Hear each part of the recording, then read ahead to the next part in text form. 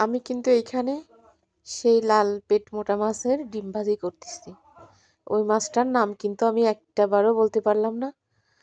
তো যাই হোক বুঝে নিয়েন আপনারা। তো আমি যে এই মাছের কিন্তু ২ রকম ডিম হয়। তো একরকম ডিম যে খাওয়া যায় আর একরকম ডিম খাওয়া যায় না সেটা জানতাম। কিন্তু আমি আমার এক জা আমারে ভাজি করে খাওয়াইছে।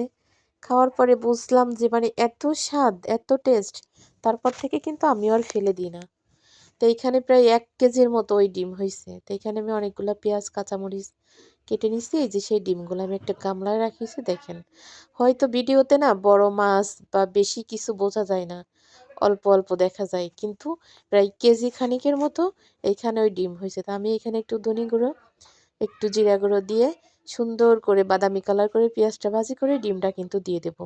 ডিমটা ভাজি করতে হবে কিন্তু একদম লাল, লাল করে। একদম লাল, লাল তেল, তেল করে। এখানে আরো অনেক তেল দিতে হবে। ওই ডিমগুলা যত তেল দেবেন ততই মনে হয় কি তেল কম হয়ে গেছে। এই দেখেন কি মোটা, মোটা ডিম হইছে।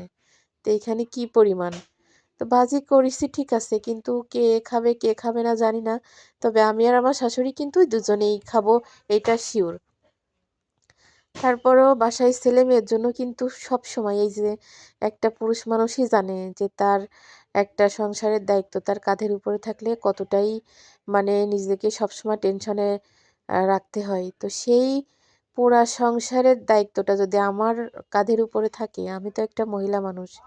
তাহলে একটু হিসাব করেন আমার মতো যে আপুরা এরকম সংসারের দায়িত্ব কাঁধের উপরে যে ভাইয়াদের তো প্রতিটা ভাইয়াদেরই থাকবে। তো যে আপুদের এরকম দায়িত্ব কাঁধের উপরে থাকে সেই আপুরাই জানে যে এর কষ্ট